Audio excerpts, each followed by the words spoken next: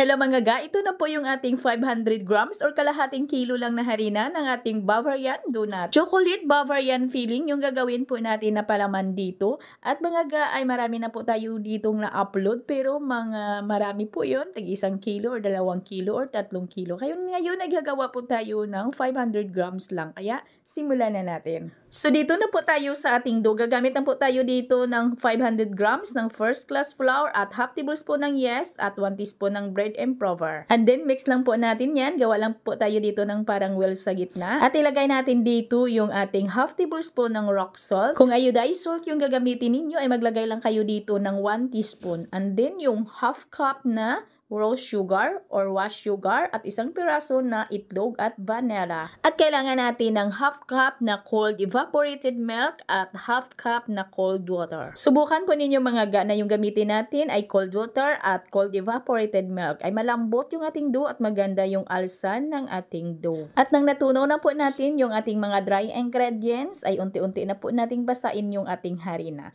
At pagkatapos nun ilagay na po natin yung ating 1/3 cup ng margarine. Pwede din tayo ditong gumamit ng shortening, pwedeng butter compound at pwedeng yung pure butter. Pwede nyo na masahin ng mano-mano ang inyong dough kung wala kayong dough roller machine or yung ating spiral mixer. Masahin nyo lang ng tudo ang inyong dough hanggang sa ito'y kuminis. Itong aking dough ay dinaan ko po ito sa aking dough roller machine kasi ay sobrang busy po talaga mga ga, hindi po tayo makamasa ng mano-mano. Pagkatapos ko itong pakinisin sa aking dough roller machine ay agad ko na po itong pinutol ng 30 grams. At pagkatapos putulin ay agad ko na yang pinigura ng pabilog. At palaparin lang natin ng kaunti yung ating dough at pwede naman na i-flatten po ninyo ito gamit po ang inyong kamay. At pwede din gamitin natin yung ating rolling pin. Basta kunting lapad lang po talaga mga ga. Huwag lang po talaga nating laparin ng masyado para hindi din manipis yung ating dough para maganda din yung alsa. At yung ating plancha na paglalagyan dito ay kailangan ay banyahan ng shortening or di kaya margarine at pwede ding magdas ng harina para hindi didikit yung ating dough. At pagkatapos nito ay paalsahin muna natin yung ating dough ng 2 hanggang 3 oras. At habang pinapaalsa po natin yung ating dough ay gagawa na po tayo ng ating chocolate Bavarian filling. So dito kailangan natin ng 3 tablespoon ng cornstarch at 1 cup ng evaporated milk at 1 cup ng condensed milk. At haluin lang po natin yan at salain at lutuin po natin ito. At bago natin i-on yung apoy ng ating kalan ay maglagay muna tayo ng 2 tablespoon ng ating cocoa powder. At haluin natin ito at lutuin na po natin sa katamtamang apoy ng ating kalan. At patuloy lang po natin itong haluin mga ga para hindi din masunog yung ilalim at haluin lang po talaga natin ito hanggang sa ito'y kumulo. Haluin po natin ito hanggang sa ito'y lumapot. At pag lumapot na mga gay, agad na po nating patayin yung apoy ng ating kalan at ilagay na po natin dito yung 1 tablespoon na margarine. And then tunawin lang muna natin yung ating margarine hanggang sa kuminis na yung ating mixture ng ating palaman. At ito lang po kalapot yung ating palaman. Ito po yung consistency niya. Ay isit aside lang po natin ito. Palamigin lang natin. At nang nag 70% or 80% na po yung ating dough ay pwede na po natin itong lutuin sa mainit na mantika. At nasa katamtaman lang po yung apoy ng ating kalan dito.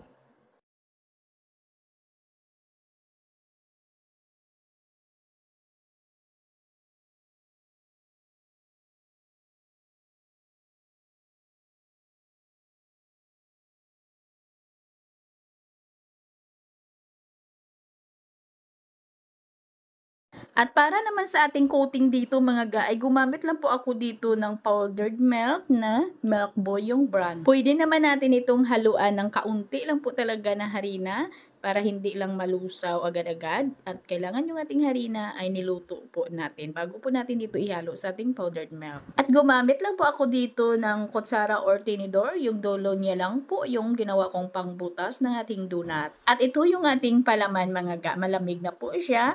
At ilagay na po natin dito sa ating piping bag. At syempre mga ga, pag habang nagbutas po tayo ng ating donut ay dahan-dahanin lang po talaga natin kasi sobra pong lambot ng ating donut. para hindi din mayupi. At pag overload po yung palaman ninyo dito mga ga, ay pwede natin itong ibinta ng 15 pesos to 20 pesos. At tulad halimbawa dito mga ga, ito pwede natin itong ibinta ng 15 to 20 pesos kasi ay madami pong palaman. Pero kung mura lang po yung bintahan ninyo ay kauntian nyo lang po yung paglagay ng inyong palaman. Kayo ay magkusting lang bago lang po kayo magbenta. At hanggang dito lang po yung ating video. Sana may natutunan. Ito pong muli ang inyong Kainday at bye-bye!